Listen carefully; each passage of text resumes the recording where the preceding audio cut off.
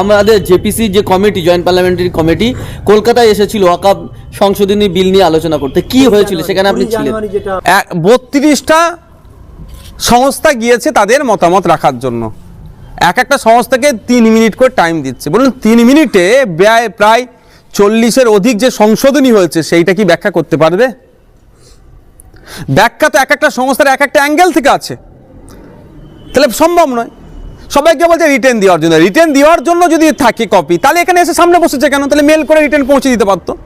আমি এটাকে মনে করি নাটক। হ্যাঁ, আমি গিয়েছি আমার অধিকারের কথা বলতে, যদিও আমার যেহেতু আমরা 3 মিনিট ছিল আমাদের জন্য, আমাদের একটা টিম গিয়েছিল, আমি ওখান থেকে 1 মিনিট পেয়েছিলাম।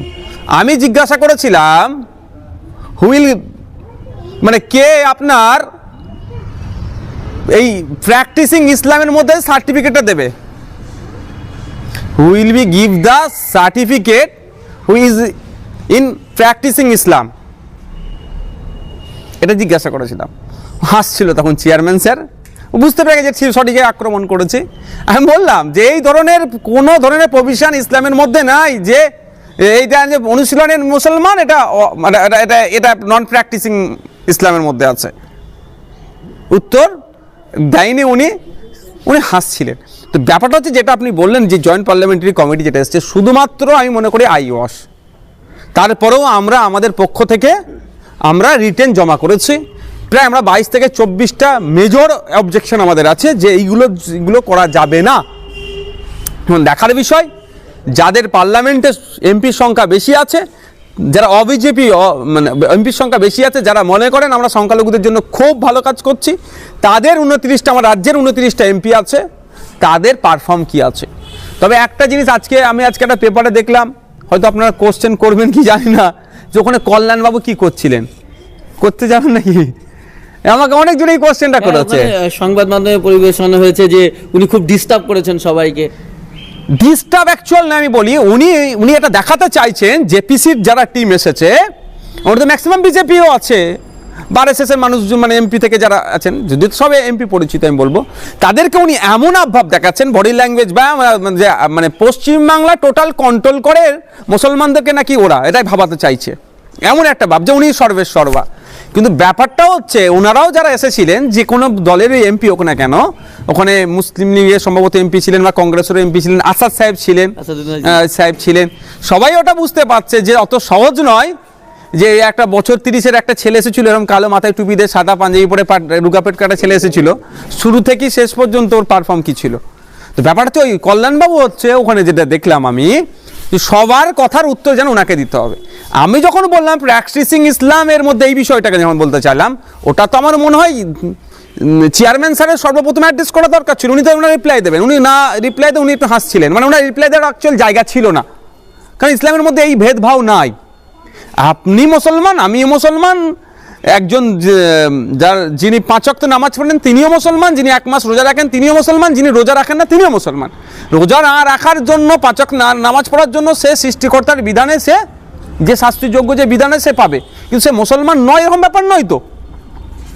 কিন্তু যেভাবে এই মুসলমান বা প্র্যাকটিসিং মুসলমান নন প্র্যাকটিসিং ইসলামের মধ্যে যে গড়বাড়টা করছে, এটা উত্তর দেওয়ার দরকার ছিল, বা এই বিষয়ে আলোচনা মনে করি ছিল তো দরকার চেয়ারম্যান স্যারের। তিনি না করে করছেন কে? কল্যাণবাবু। তখন কল্যাণবাবু আমাকে একটা কমেন্ট পাস করলেন, মোহাম্মদ সেলিম, কমরেড মোহাম্মদ সেলিমকে মুসলমান বলবেন? আমি বললাম কেন মুসলমান বলবো না? বলছে না, কমরেডটা ইসলাম মানে না। কমরেডটা, আমি বললাম অনেক কমরেড আছে যারা প্রেয়ার করে। আমি একটা উদাহরণ দিলাম, কমরেড আব্দুর রাজ্জাক মোল্লা হজে গিয়েছিল, তিনি পার্টিতে থাকা অবস্থাতেই। তো এই ধরনের অনেক কমরেড আছে মানেন। তো সেই কে গিয়েছিল না হজে গেলেও সেটা আমার বিষয় নয়, কিন্তু এই ধরনের প্রত্যেকের যেগুলো প্রস্তাব রাখছে, চেষ্টা করছেন উনি রিয়াক্ট করা, এই এটা করেছে, রিয়াক্ট করছেন। তবে ওনার কাছ থেকে আমি বেশি আশা করছি না, আর আশা করা ছেড়ে দিয়েছি। এমনি করতাম না, এখন যদি 0.1%ও করতাম, সেটাও ছেড়ে দিয়েছি যখন যোগী আদিত্যনাথকে যে উনি ফুল দিয়েছেন, উনি ফুল দিলেন আর পশ্চিমবাংলায় ইনকাউন্টার হয়ে গেল। ইনকাউন্টারের জন্য উত্তরপ্রদেশ বিখ্যাত, আর পশ্চিমবাংলা ইনকাউন্টারের সূত্রপাত হয়ে গেল। তো ব্যাপারটা হচ্ছে, আমি আবারও বলছি যে জেপিসি এসেছিল ওয়েস্ট বেঙ্গলে, কলকাতাতে এসেছিল, শুধুমাত্র আইওয়াস ছাড়া আর কিছুই নয়। আমি জোর গলায় বলছি, কারণ মতামত রাখার জন্য পূর্ণ স্বাধীনতা ওখানে নাই। যেটা বিজেপির বিরুদ্ধে চলে যাচ্ছে, আপনার কি বলে চেয়ারম্যান স্যারের থেকে আগে কল্যাণবাবু যেন প্রোটেস্ট করা শুরু করে দিচ্ছে, আর একটা টিমকে 3 মিনিট করে টাইম দিচ্ছে, এটাতে হয় না এক্সপ্লেন করা। আচ্ছা, এই কল্যাণ ব্যানার্জি কিছুদিন আগে যোগী আদিত্যনাথের সঙ্গে ফুল দিয়ে শুভেচ্ছা বিনিময় করেছে। যে যোগী আদিত্যনাথ বিভিন্ন ঘৃণা ভাষণ দেয়, তার থেকে মুসলিম মেয়েদের কবর থেকে তুলে ধর্ষণ করতে বলেছে। আর সেই কল্যাণ ব্যানার্জি জেপিসির মিটিংয়ে একজন হেডমাস্টারের মতো পরিচালনা করলেন। এটাকে মুসলিম সমাজ বা আপনি একজন মুসলিম লিডার হিসাবে বা দলিত মুসলিম লিডার হিসাবে কীভাবে নেবেন? আমি একজন জনপ্রতিনিধি হিসাবে বলবো, কল্যাণবাবুর যে পারফর্ম করার ওখানে মানে অনুচিত, সেগুলো উনি করেছেন। ওখানে সমস্তটাই পরিচালনার দায়িত্ব থাকেন একজন চেয়ারম্যানের। কারণ আমিও একটা কমিটির চেয়ারম্যান, আমি হচ্ছে বিধায়ক এলাকা উন্নয়ন প্রকল্পের পরিকল্পনা যে বিইপি, আমি চেয়ারম্যান। আমিও বিভিন্ন জেলায় ভিজিটে যাই, সেখানকার বিধায়করা কাজ কেমন করছে না করছে কাজের তদারকি করতে। ওখানে গিয়ে ওখানকার কনসার্ন ডিস্ট্রিক্টের কনসার্ন ডিপার্টমেন্টাল অফিসার থেকে শুরু করে ডিএম এডিএম থেকে শুরু করে বিভিন্ন এমএলএরা ওখানে থাকেন, সেখানেও নওশাদ সিদ্দিকী সভা পরিচালনা করে এবং যার যেগুলো কোশ্চেন আসে সেখানে নওশাদ সিদ্দিকী অর ডিএম এই বা ডিএম এর যিনি থাকেন রিপ্রেজেন্টেটিভ, তারা ডিসকাস করে। আমাদের যারা সাথে এমএলএরা যায় তারা ওই ধরনের ডিসকাস করতে পারে না বা অনুচিত। তাহলে আমরা ওই ডেকোরামটা ভালো করে জানি, কিন্তু কল্যাণবাবু যেন মনে হলো যে কোথাও না কোথাও নাটক করে হোক আর যাই করে হোক হাতে গ্লাস ভেঙে মুসলিম সিম্প্যাথি নেওয়ার চেষ্টা করেছে। আর কিছু মুফতি সাহেব বা ইমাম সাহেব গিয়ে আবার ফুলও ধরিয়ে দিল ওনাদেরকে। তাদের ফুল নিয়ে কি যোগী আদিত্যনাথ সেই ফুলটাই নাকি জানি না গিয়ে এতদিন করে কোনো জায়গায় সংরক্ষণ করে রেখেছিল, যে তারপরে যোগী আদিত্যনাথ হাতে তুলে দিল যে ইমামদের ফুল আপনাকে দিলাম।